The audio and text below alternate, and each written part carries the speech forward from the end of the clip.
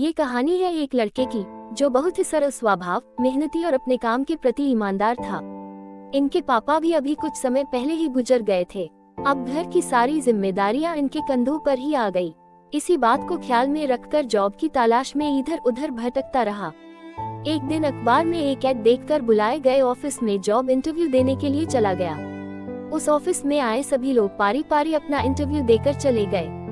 अब उस लड़के का नंबर आ गया। उससे भी कई सारे सवाल किए। उस लड़के ने सभी सवालों का जवाब बखूबी अच्छे से दिए। इंटरव्यूअर खुश हो गए। वे सभी आपस में चर्चा करने लगे कि इसे काम में रख लेना चाहिए। इंटरव्यूअर लड़के से बोला, सुनो, तुम अपना ईमेल एड्रेस हमें दे दो, हम तुम्हें फॉर्म देंगे, उसमें तुम अपना सारा डिटेल भरकर हमें सेंड कर देना। इंटरव्यूअर की बात सुनकर लड़के ने कहा, सॉरी, मेरे पास कोई ईमेल एड्रेस नहीं है। यह क्या कह रहे हो, तुम्हारे पास ईमेल एड्रेस नहीं है तो फिर तुम क्या काम कर पाओगे? अब ये दौर इंटरनेट का हो गया है, इसके बिना तुम कुछ भी नहीं कर पाओगे। और न जाने ऐसी कई सारी बातें उस लड़की को सुनाया। वह लड़का दुखी होकर वहाँ से निकल गया। अब मुझे घर चलाने के लिए कुछ न कुछ तो करना ही पड़ेगा, ऐसे सोचते हुए जा ही रहा था। रास्ते में सब्जी मंडी आया। उसने अपने जेब को देखा, मात्र 200 रुपए थे। उस पैसे से उसने 1 कैरेट टमाटर खरीद लिया। फिर वे गलियों में घूमकर शाम होते होते टमाटर को बेच दिया। उसने देखा कि उसे 500 रुपए का मुनाफा हुआ है।